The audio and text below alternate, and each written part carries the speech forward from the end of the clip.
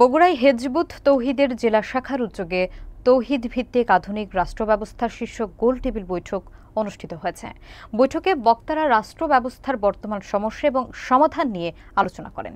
বিস্তারিত দেখুন ডেস্ক রিপোর্টে।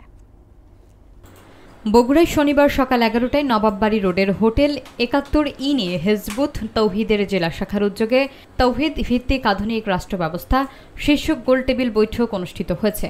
রাজশাহী বিভাগের আমির মশিউর রহমান মূল প্রবন্ধে বলেন, মানবকৃত রাষ্ট্র ব্যবস্থায় জাতির সমস্যার টেকসই সমাধান পাওয়া যায়নি, তাই কার্যকর রাষ্ট্র ব্যবস্থা অপরিহার্য।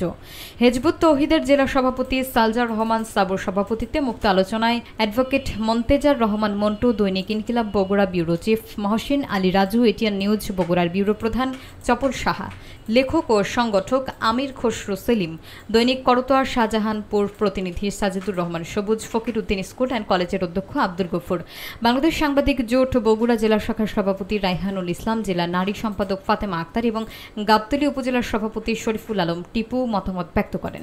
বৈঠকে রাষ্ট্র ব্যবস্থার উন্নয়ন এবং সমস্যার সমাধান নিয়ে বিস্তারিত আলোচনা হয় ও তৌহিদ ভিত্তিক কার্যকর রাষ্ট্র ব্যবস্থার গুরুত্ব তুলে ধরা হয়। রাষ্ট্র ব্যবস্থাকে পরিপূর্ণভাবে আমূল পরিবর্তন করতে হবে।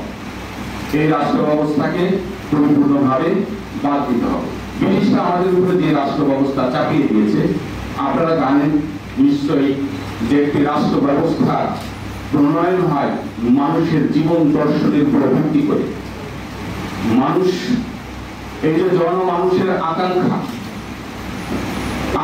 আকাঙ্ক্ষার প্রতিফলন। আসলে জনগণ কি চায় এটা তো আগে আমাকে জানতে হবে, আমাকে তো বুঝতে হবে, তারপরে না জনগণের আশা আকাঙ্ক্ষার পূরণের বিষয়টি আসছে। আমাদের এই দেশের জনগণ কি চায় সেটা আগে আমাদেরকে বুঝতে হবে। ব্রিটিশরা যে রাষ্ট্র ব্যবস্থা আমাদের উপর চাপিয়ে দিয়েছে, তাদের জীবন দর্শনের উপরে যে রাষ্ট্র ব্যবস্থা তারা কায়েম করেছিল, সেই রাষ্ট্র ব্যবস্থা আমাদের উপরে তারা চাপিয়ে দিচ্ছে। তাদের জীবন দর্শনটা কি? তাদের জীবন দর্শনটা হলো, এক কথায় যদি বলতে পারি, দুনিয়াটা মস্ত বড়, খাও দাও তৃপ্তি করো। তাদের জীবন দর্শন হলো যে মানুষের জীবন একটাই, মৃত্যুর সাথে সাথেই মানুষের এই জীবনের অবসান ঘটবে। প্রত্যেক ধর্মের মানুষই একজন স্রষ্টাকে বিশ্বাস করে, স্রষ্টায় বিশ্বাসী আমাদের মানুষ।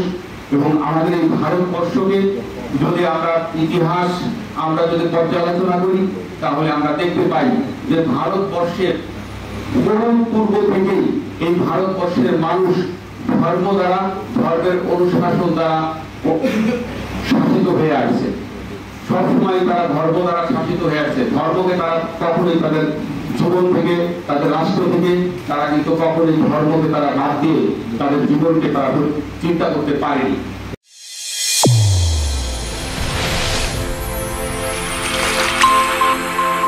চ্যানেল A1 হৃদয়ের স্পন্দন।